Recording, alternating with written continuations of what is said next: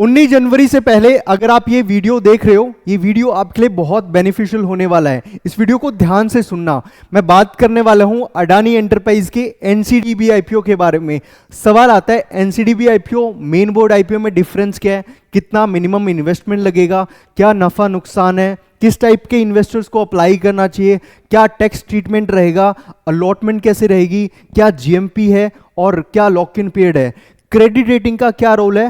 इन सारे सवालों के जवाब आपको इस वीडियो में मिलने वाले हैं। सबसे पहली चीज हम बात करते हैं इस एनसीडीबी आईपीओ की बेसिक इंफॉर्मेशन के बारे में।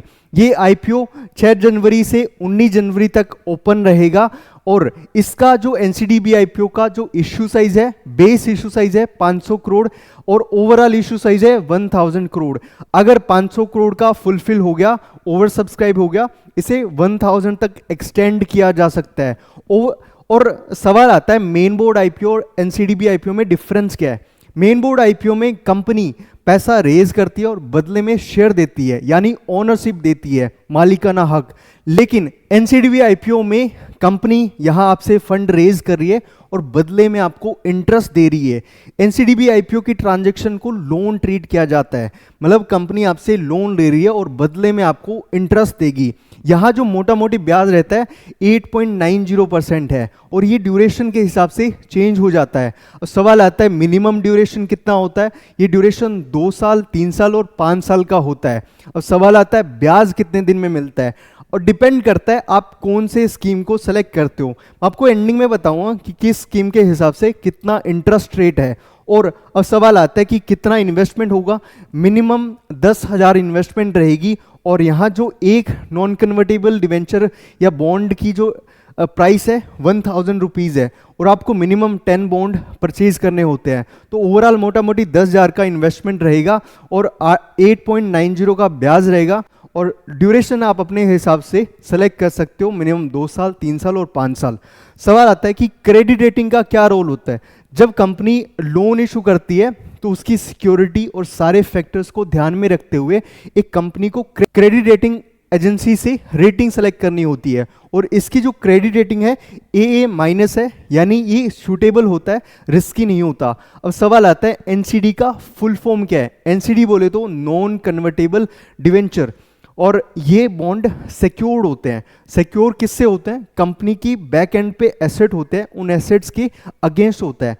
और उन एसेट का यूज कब किया जाता है? जब कंपनी अपना ब्याज नहीं पे कर पाती तो उन एसेट्स को सेल करके इन्वेस्टर्स को बॉन्ड से इंटरेस्ट पे किया जाता है। सवाल आता है कि इसमें अलॉटमेंट किस बेसिस पे होता है। नॉर्मली जो आईपीओ होता है, मेन बोर्ड आईपीओ होता है, उसमें अलॉटमेंट लॉटरी बेसिस पे होता है कि भाई आप जितने ड्यूरेशन में अप्लाई करते हो उसमें से रैंडम बेसिस पे अलॉटमेंट होता है।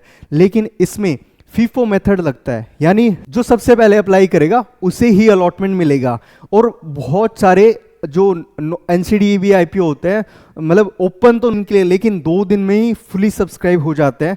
जो कंपनी की नीड होती है वो 2 दिन में ही फुलफिल हो जाती है। इस केस में अडानी का नाम है तो हो सकता है जो एनसीडीबी आईपीओ 2 से 3 दिन में फुली सब्सक्राइब हो सकता है। अब सवाल आता है किस टाइप के इन्वेस्टर्स को ये अप्लाई करना चाहिए। जैसे मैंने मोटा मोटी बताया कि ये एक टाइप से लोन है जिसपे लगभग 8.9% का ब्याज मिलता है। ड्यूरेशन 2, 3, 5 साल हो सकता है। इंटरेस्ट रेट आपको क्वार्टरली या ईयर एंड के बाद मिल सकता है।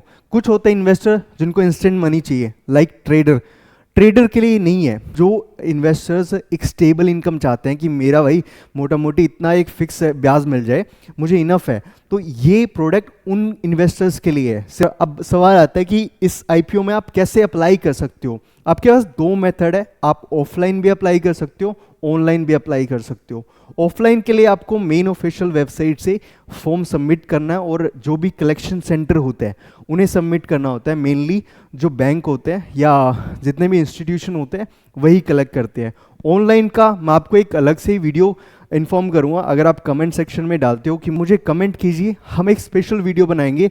सवाल आता है रिटेल का पोर्शन कितना है।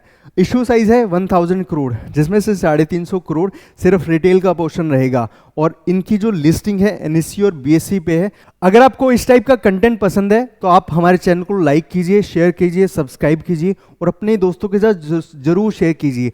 आपका एक लाइक हमें मोटिवेशन देता है, तो सब्सक्राइब दिस चैनल।